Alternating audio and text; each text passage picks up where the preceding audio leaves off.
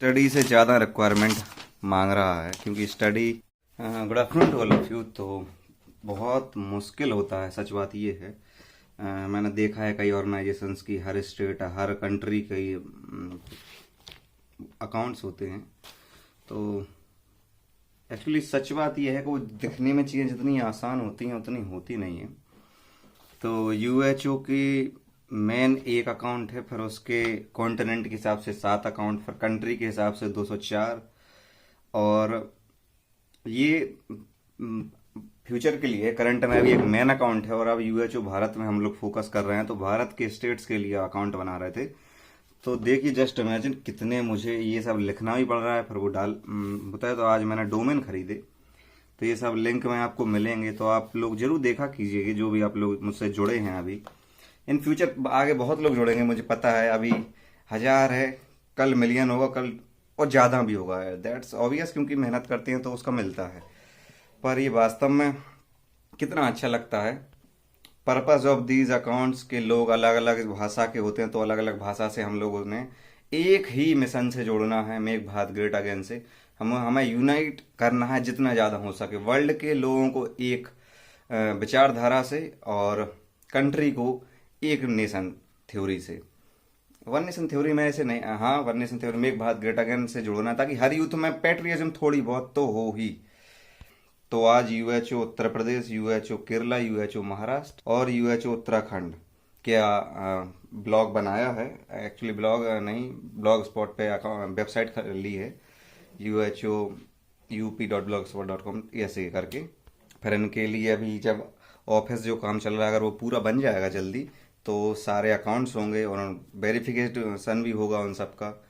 तो अभी तक ये चल रहा है। और इसके पहले ब्लॉग मैंने अभी 15-20 दिन से एक भी रिकॉर्ड नहीं कर पाया। उसका रीज़न ये था, स्टडी।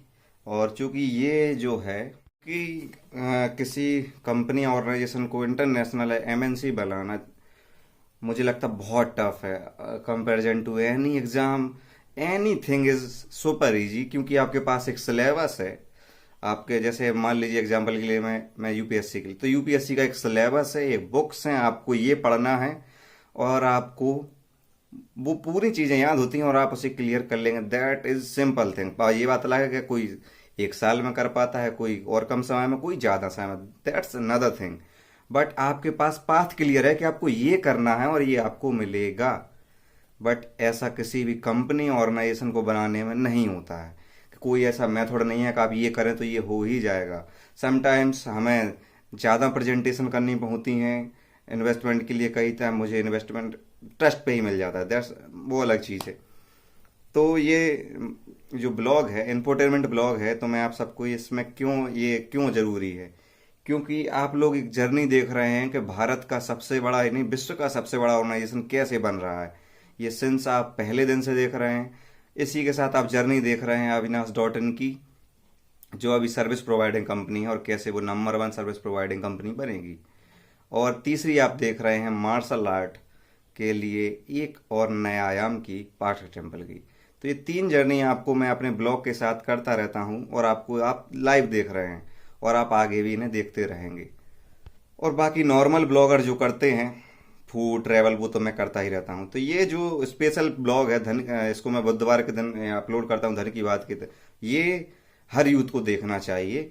आप देखिए और थोड़ा बहुत सीखिए कि लक्ष्य के साथ कैसे बढ़ा जाए। देखिए, अभी कुछ जर्नी जैसे यूएचओ टूर भारत डिले हो गया था कोरोना की वजह से, तो देखिए अप्स एंड डाउन्स भी आएंगे। मैं कुछ भी नहीं छुपा रहा हूँ आपसे, कुछ भी। लाइफ की एग्जैक्ट ट्रुथ और एक्सपीरियंस मैं आपके साथ शेयर कर रहा हूँ, ताकि आपको लाइफ में दिक्कत नहीं है, आप इससे सीखें। इतिहास सिखाने के लिए ही है। तो ये फिलहाल आजकल चल रहा है। तो ये बहुत बड़ा काम है, सच में बहुत ज़्यादा काम है, क्योंकि आसान नहीं है हर स्टेट के लिए अकाउंट को चलाना। क्योंकि अभी मेरे वॉलंटियर्स जो हैं, ऑफिस कोरोना की वजह से हट गया था जहाँ से बात, तो बहुत मुश्किल हो रही है। लेकिन ठीक है, बड़े लक्ष्य बड़ा त्याग मांगते हैं, और उसके साथ बड़ा अनुशासन भी मांगते हैं। जैसा कि अगर आप लोग मेरे अविनाश पाठक डेली, नीचे हर ब्लॉग के नीचे डिस्क्रिप्शन में लिंक होती हैं, तो आप अपने रुचि अनुसार पढ़ते रहिए। तो मेरा मानना ये है कि जितना बड़ा लक्ष्य है उतना ज़्यादा अनुशासन मांगेगा, तो करते रहें। Make Bharat great again. All of you. तो आज कल जो मैं यूएचओ और अदर स्टेट्स के पेज बना रहा था, उसके बाद एक चीज़ दिमाग में, अदर स्टेट्स का पढ़ते पढ़ते कल्चर में घुस जाते हैं हम लोग। ये एक दिमाग खासियत है हम लोग, यही होता है किसी फोकस अगर आप ना कर पाए तो आप लोग विजिट करिए, डिस्क्रिप्शन में वो चीज़ होती हैं। तो अभी मैं बना रहा हूँ अपना, एक्चुअली अपनी थाली बना रहा हूँ। एक्चुअली क्या है कि एक चैलेंज ले रहा हूँ वेट बढ़ाने के लिए, तो ये मोस्टली फ्रूट फाइबर भी ऐड करने वाला हूँ मैं, सीधी बात रोटी। एक्चुअली क्या है, हम लोग खाते बहुत लेकिन बैलेंस डाइट नहीं खाते, ये एक कमी है, तो उसको पूरा जरूर। लेकिन एक चीज़ और, जो भी खाएं अच्छा खाएं। और मैं हमेशा आप कहता हूं कि अगर आप एनसीसी या एनएसएस या कोई भी कैडेट नहीं रहे हैं तो आप you must learn some cooking skill, discipline and अपना खुद का खाना बनाना, बाकी सब चीज़ें आपको सीखनी चाहिए रियली। एक अभी आर्टिकल मैंने लिखा था, मैंने ब्लॉग पे जाके पढ़िए कि जैसे पहले एक मैन की और वुमेन की क्वालिटीज़ होती थी, लाइक स्किल, क्या क्या होना चाहिए, essential condition to be a man, वो मैंने लिखा है, आप उसे पढ़िए। तो कुकिंग भी उसमें एक शामिल है, और तो सीखें। इससे पहले भी मैंने कई चैलेंज लिए थे, लाइक 1200 पुशअप 30 डेज के लिए, वो पूरा हुआ था पर उसके ब्लॉग्स गिर गए थे, डिलीट हो गए थे फ़ोन ख़राब होने के कारण। तो ये वाला है, किसी भी वेट बढ़ाने वाले ब्लॉग, मतलब आप वेट बढ़ाना चाहते हैं तो उसमें, या बॉडी बनाना चाहते हैं तो उसके साथ कंडीशन ये आती है, आप खा नहीं सकते बार बार। मोस्टली मैंने जितने भी वेट बॉडी बिल्डर्स हैं या फिटनेस वाले, हम लोग खाना 5 टाइम या 4 टाइम बताते हैं, और मुझसे 2 बार से ज़्यादा आज तक कभी खाना अंदर गया ही नहीं। तो exercise is not big part in body building और फिटनेस और वेट गेनिंग में सबसे मुश्किल पार्ट होता है खाना खाना। Like I love eating food, but मैं ज़्यादातर ही खाता हूँ नेचुरल चीज़ें, जैसे फल ही मैंने ज़्यादातर खाना पसंद किया।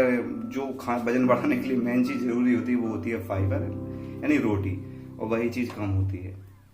तो ट्राई करते हैं 30 दिन के लिए, और आज वो ब्लॉग में मैं अपलोड करूँगा, और अगले 30 दिन बाद अगर हो सका, अगर मैं अपनी डाइट फॉलो कर पाया तो कितना पड़ता है सीधे से।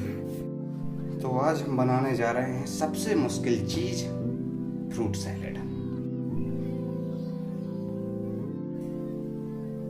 ये 3rd डे है चैलेंज का, और ये अभी मैंने तैयार किया है,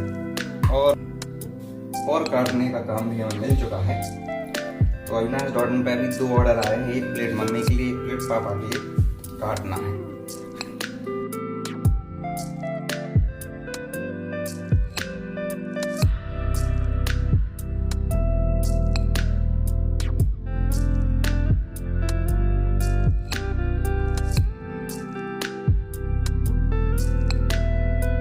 ना काट के भैंस में खवा रहे, फलदान का गौ माता है अपने पास भैंस है। नहीं तो बोलने चंगड़